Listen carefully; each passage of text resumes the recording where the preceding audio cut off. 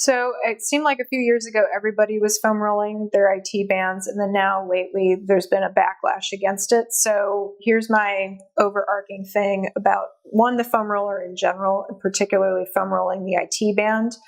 I think for some people, it's great. I can see it in people's bodies. I have clients rave about it. It's not for everyone. I mean, the first time I ever did this, I literally cried, and I have a high pain tolerance for physical pain. So don't do it if, in hindsight, it's like I shouldn't have. Don't do it if all you're doing is creating more tension someplace else. And I'll put a link to this in the description of this.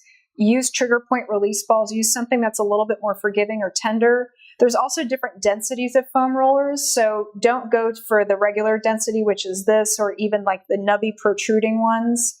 Start with one of the white, less dense foam rollers, and then you can work your way up. So that being said, I'm going to walk you through it, but you could easily do this with a trigger point release ball or something more gentle than a foam roller.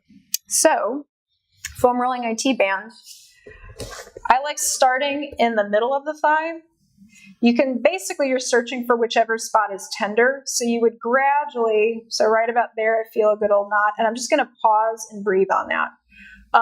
You could be here for minutes. So I've done this before, and I can actually start feeling some tingling or numbness, and then I know I've got to go more gentle that day, or this is not the day to foam roll. Note that this foot's basically helping stabilize some of my weight, and I'm supporting my shoulder. My elbow is under my shoulder. So basically I'm doing a supported side plank here. So I'm not plopping all of my weight down onto this spot.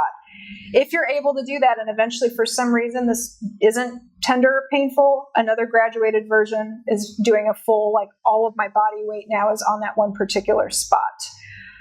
Some days I've even wanted so much pressure where I actually bend and I relax here, and that puts a little bit more weight on that spot.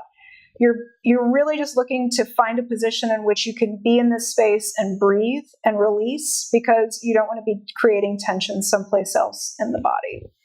But this is a really great one for low back pain if it feels okay. Thanks.